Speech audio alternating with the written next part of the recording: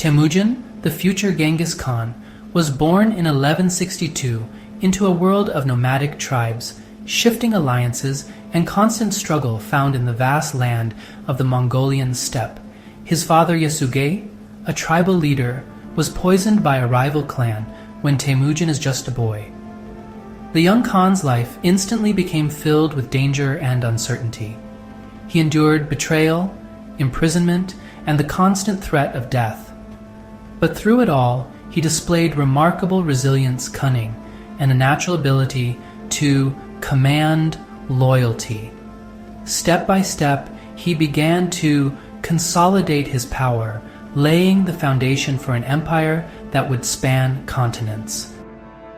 Like and subscribe now to help this channel grow, and let me know in the comments below what story from history you want to see next. Thanks. Let's get back to the Khan. Temujin's rise was not a smooth ascent to power.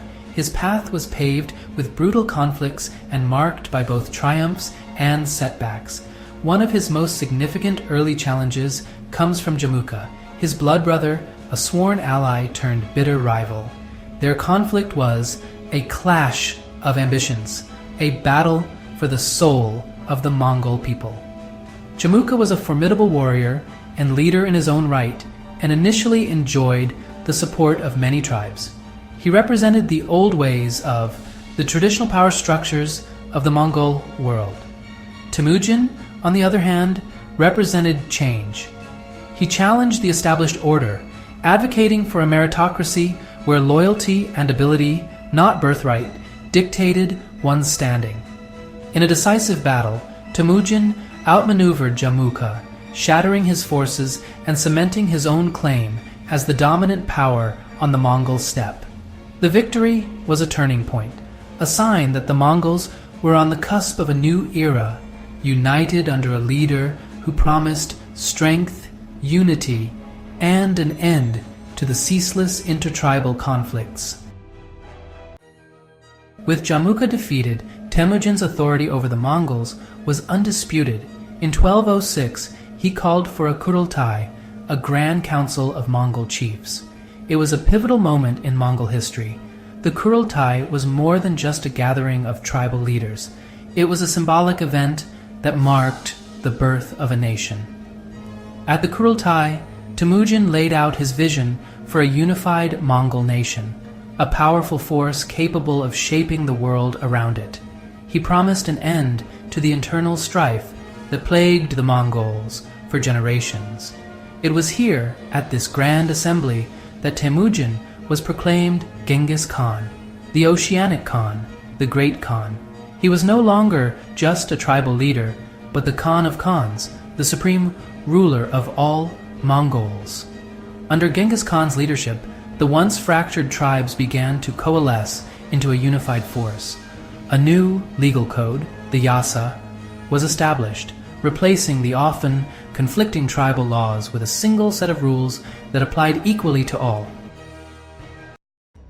Genghis Khan's vision extended far beyond the unification of the Mongol tribes. He dreamt of building an empire, one that would dwarf all others in its size and power. His first target was the Xixia, a Tangut-led kingdom to the south of the Mongol steppe. The campaign served as a testing ground for Genghis Khan's newly organized army. He implemented innovative military tactics, adopted new technologies such as gunpowder, and demonstrated a singular ruthlessness. Their equestrian skills were unmatched, allowing them to cover vast distances and strike with lightning speed.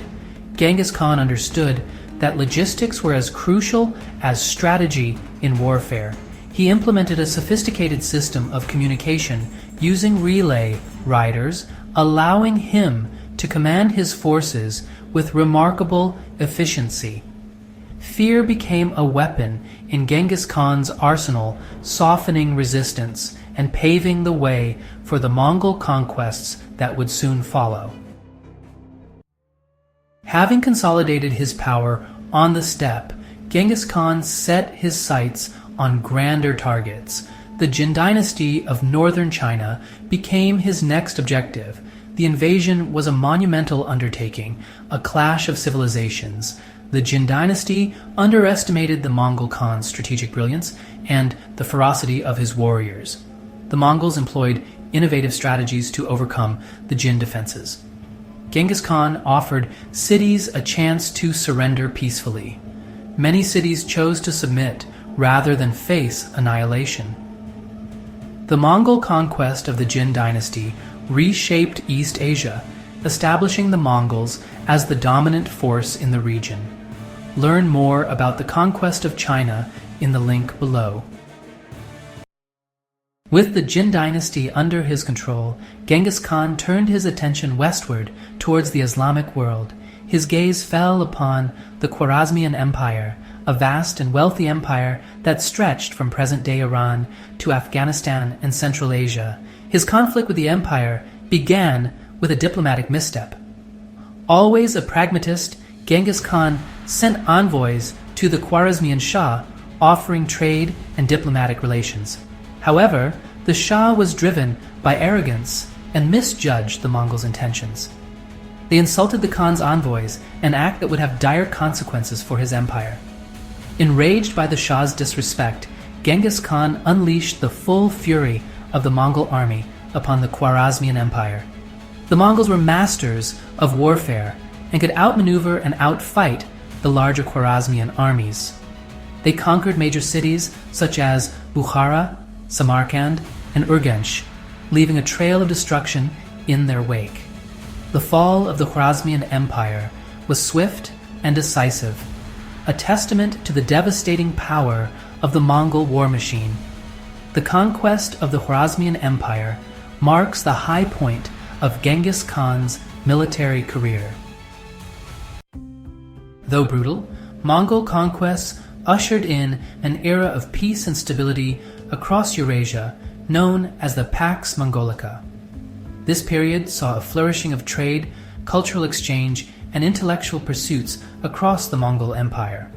The Mongols ensured safe passage for merchants and travelers from east to west. This facilitated an unprecedented flow of goods, ideas, and technologies. The Mongols implemented policies that encouraged commerce. They standardized weights and measures and introduced paper currency. They also established a network of postal stations. This increased interaction had a profound impact on both cultures. European travelers like Marco Polo brought back tales of the Mongol court. The Pax Mongolica stands as a testament to the Mongols' ability to govern their vast empire. It was a period of unprecedented connectivity and cultural exchange. Genghis Khan, the warrior, the conqueror, the unifier of the Mongols, died in 1227 during a campaign against the Shisha. The cause of his death remains a mystery, lost to history amongst the passing of time. Some say he died from injuries sustained in battle, others from illness. He was succeeded by his son, Ogedei, who continued his father's expansionist policies, pushing the Mongol Empire further into Eastern Europe and the Middle East. His impact on world history is profound and multifaceted, touching upon aspects of warfare, governance, trade, and cultural exchange. He revolutionized military tactics, employing mobility, discipline, and psychological warfare to devastating effect. His armies were masters of both mounted warfare and siegecraft, and were unmatched in their time, sweeping aside all who stood in their path. As a ruler, Genghis Khan was a pragmatist who understood that a stable and prosperous empire required more than just military might. His reign marked a turning point in global trade. He implemented a unified legal code, the Yasa, which brought order and consistency to his vast domains. Centuries after his death, Genghis Khan's legacy continues to fascinate and inspire debate.